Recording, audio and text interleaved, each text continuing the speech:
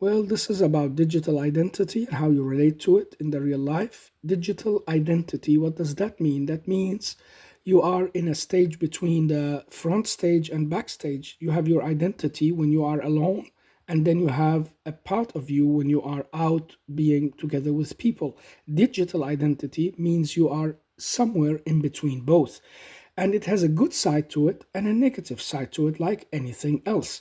And so this talk is about this issue, the digital identity, and this is mainly for people who are social workers, pedagogues, and people who work with kids and youngsters and teenagers as well. But it also can be helpful for parents and people who are reflecting on these issues to maybe make up their mind on what to do with it. So, this is a short presentation of the digital identity as it was given to my students. When you work with digital identity, there is a positive side to it, definitely. And then there is the negative side to it as well. You have the bullying that can happen online, but you can also have some very, very good exercises that is really professional and fine and have a fine, good purpose, both as a game, as a way of recreation, but also learning purpose, social interaction purpose, to understand, get information, and maybe to interact also as well and be creative. So the digital identity is, created when you are between the two stages that Irving Goffman has talked about. Let's look at the human identity when we are out there. Basically, we are playing roles in life. So we are like people on a scene where we go out and show who we are and then go back. Let's take a postman and see how he goes about his life. When he is home, he has his freedom to show more sides of himself, sing in the bath and play music in the morning and throw his bags and do whatever he likes.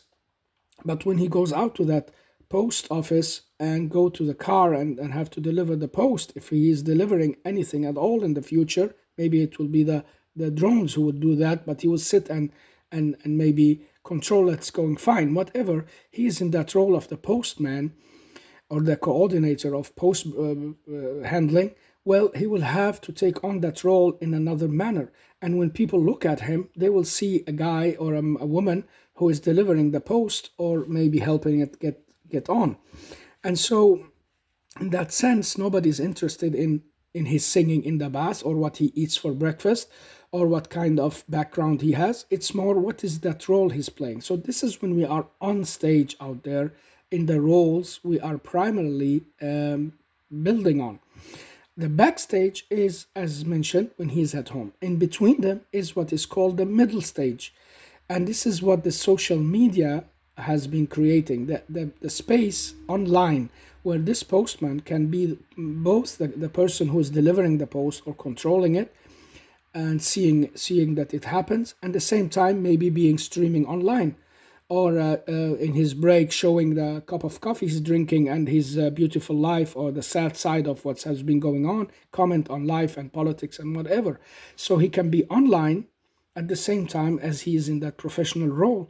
And so can he do when he's home. And this is what they say has created this the third area of being, of identity forming. Because when you are in a real-time stage, front stage, you know basically what's your primary goal. When you are at home, you know you can do these things that you usually don't do when you are among others, and you relax and just look to yourself and your needs.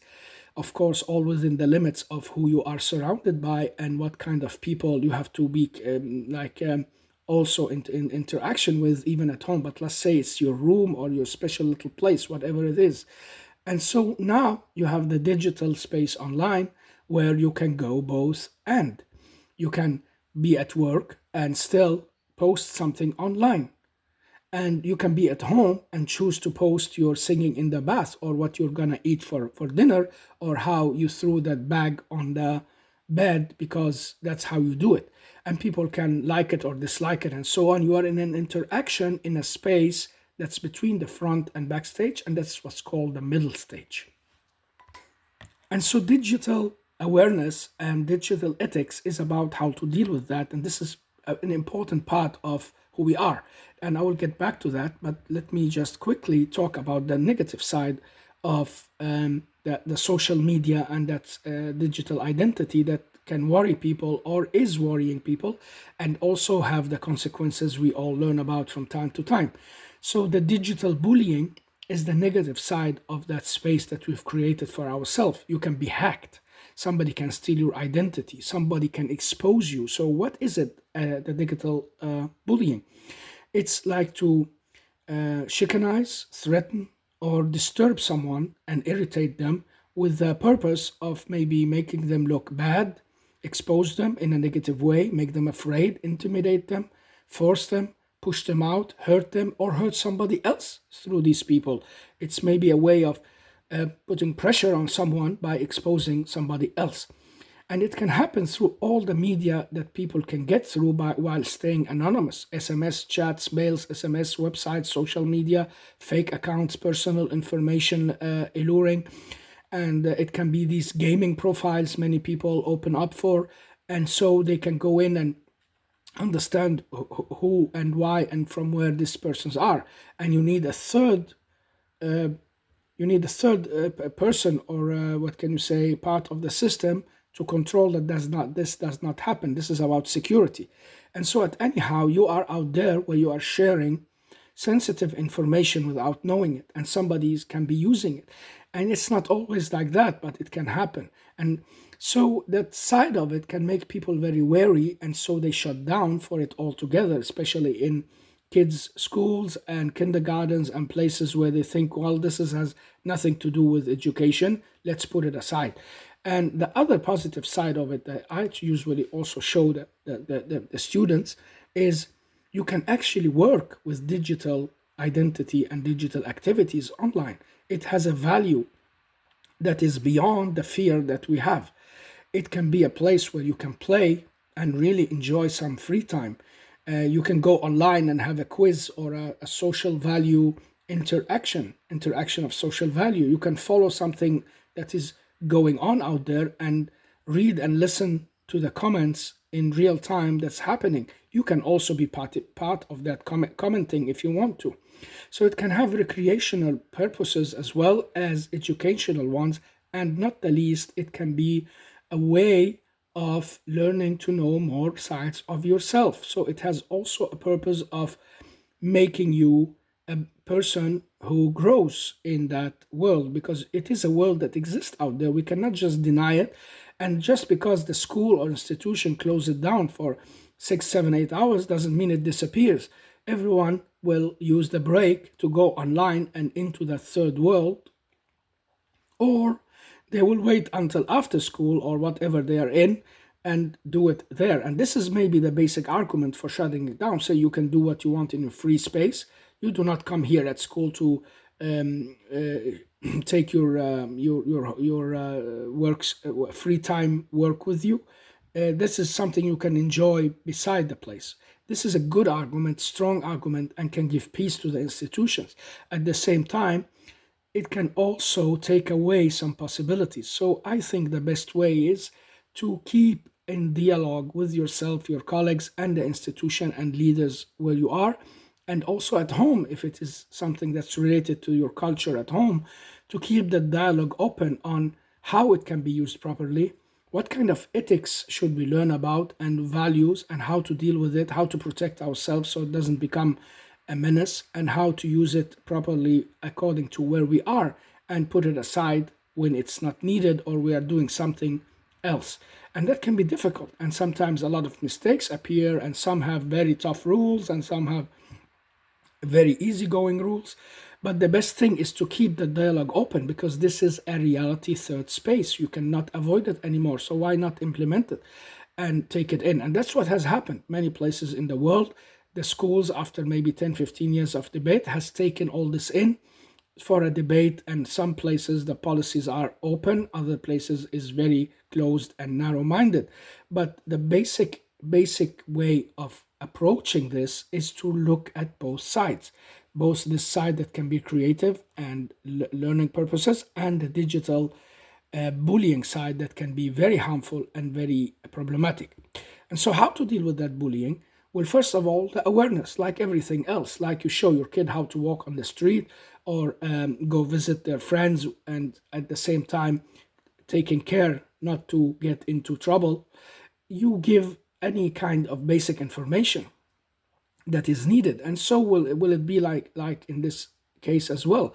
You will be creating a good environment. You will give a sense of awareness to that kid and to that young man or girl, and say, listen, you are there outside. You can be in a cyberspace reality. You have a digital identity that's not really you, but part of you. And maybe someone out there is sitting trying to elicit who you are, where you live, or maybe cheat you out of very, very sensitive information that can be used, and maybe threaten you with that later, threaten somebody else. So always be careful what you share, what you do, who you respond to. And you should know that people on online are not showing who they are. They can be a total different person than you think they are when they are in the digital world. It has a good side of it, because some people who lack self-confidence and maybe has trouble in interacting have found a space to do that where they really seem cool. And we know that from different stories already, that, well, a person, if you look at him or her, would be like an outsider or a person who does not get the status as the others. But when they are online, they can both speak, talk, and play and interact in a very confident way, more than they are in their body and their physical interaction. And that has created a space for some other groups to become important and to get that cool space where they can really show who they are and what they can do. And we need to implement that and not look away from it. At the same time, you have to be aware there are many unknown factors behind the people working out there and maybe getting your information, and what are they using it to. And many young people do not care, because they want what is out there here and now, and they say they can get all my information. What the heck? I have nothing to hide. They can use it for whatever purpose they want. And this is where the dialogue and contact and talks in schools, in kindergartens, while the kids are growing, will be very helpful, because they will get to know that that's not really good to say like that, because there are things that can go terribly wrong. You can even, in the worst case, become a slave. You can really be threatened both on your life and be forced to give up some information, or maybe show off of yourself, or maybe give money to things you would never have done.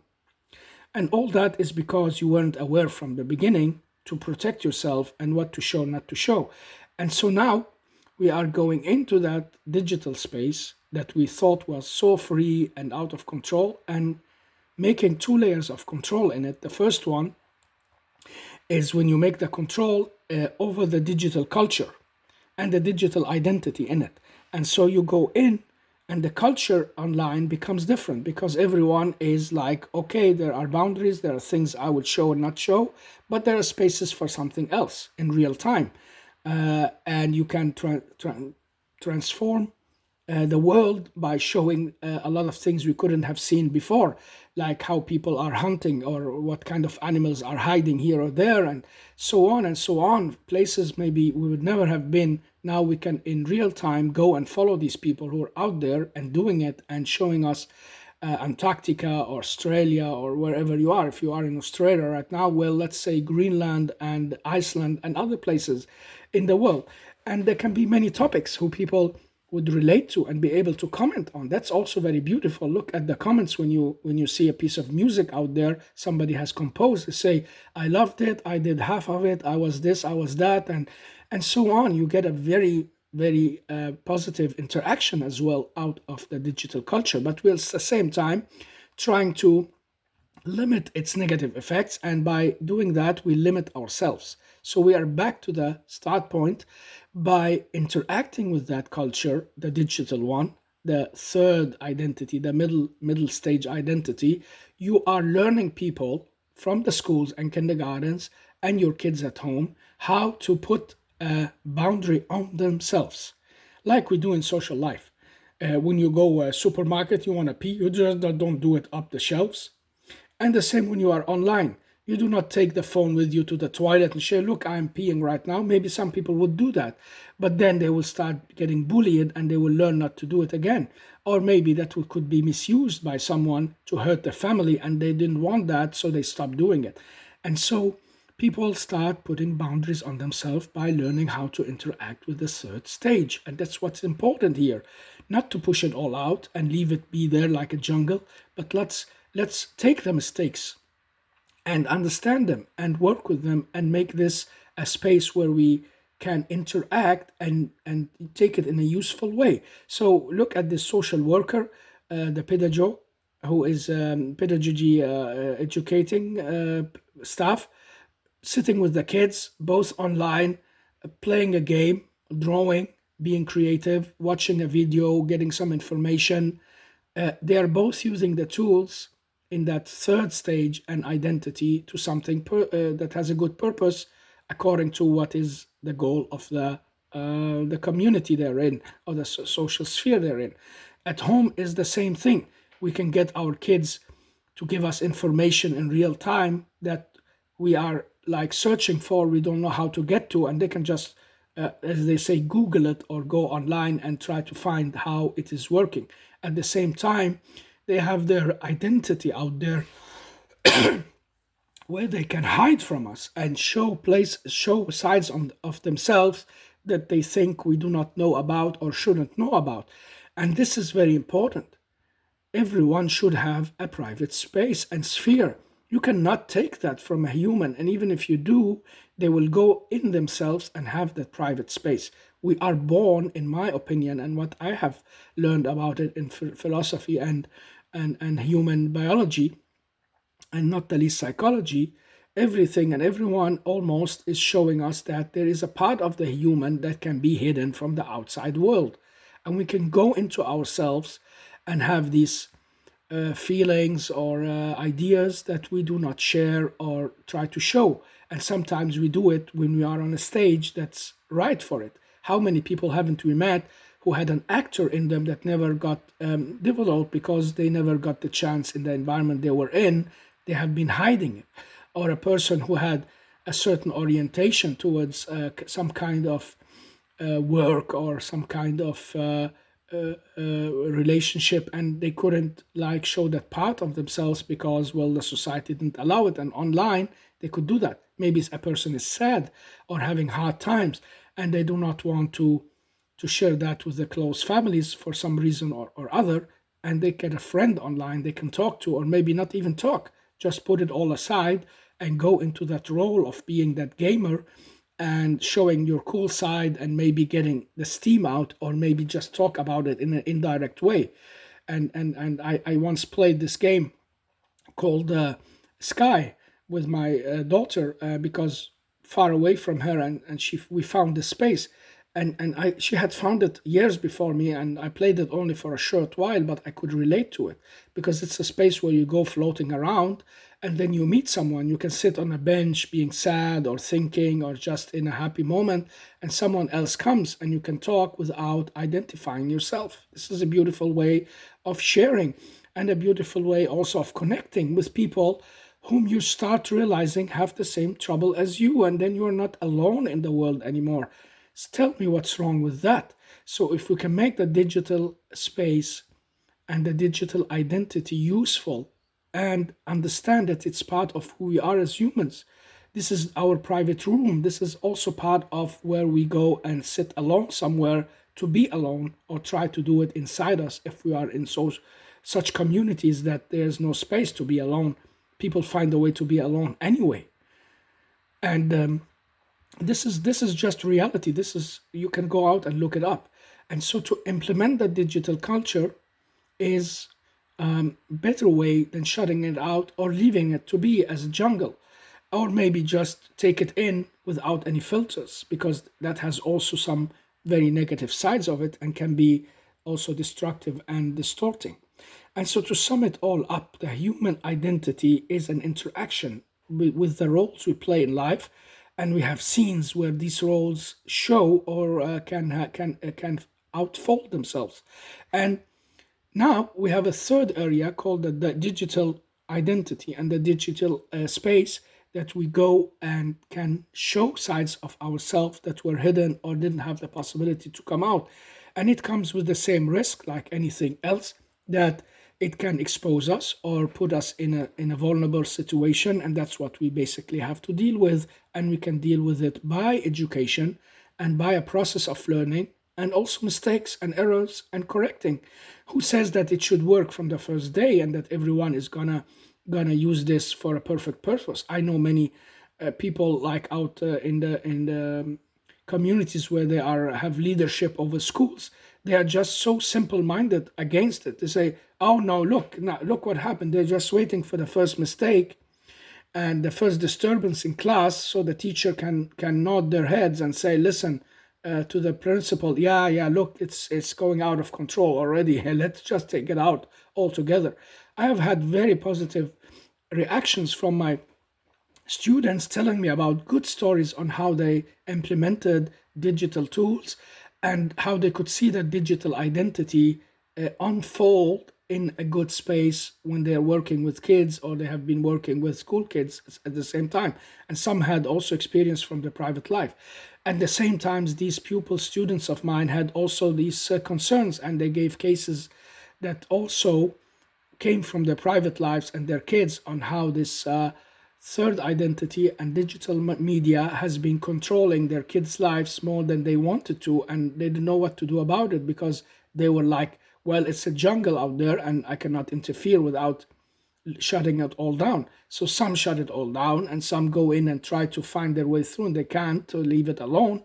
And so it's about finding a middle way. We know that from Google, for instance, there is this called family safety. That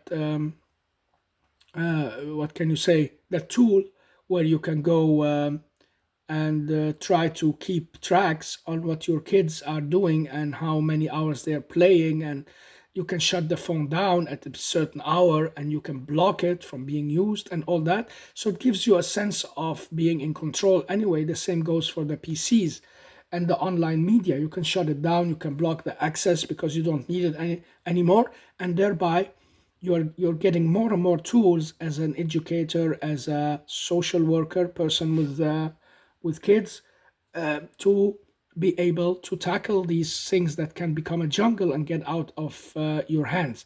But the most important factor and way into this is the awareness, both the positive and negative awareness. To be aware is the best tool you can give anyone.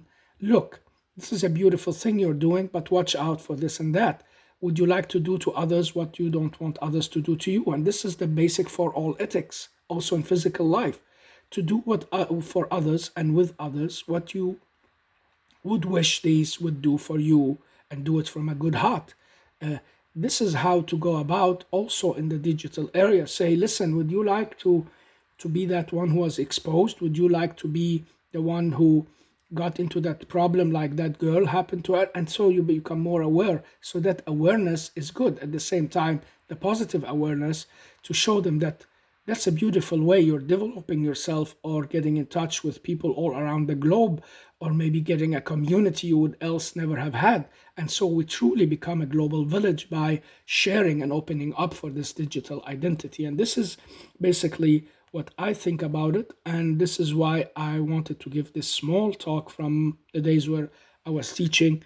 Hope I can teach again soon. But anyhow, now I have the space to put it online, and that's what I've just done. I hope it will be a good way to reflect for anyone out there, or want to discuss it at least, that they have got some kind of information they can use, and some tools and some ideas they can go about and find their way through this both jungle and opportunity that is in the digital identity and digital media. Thanks a lot.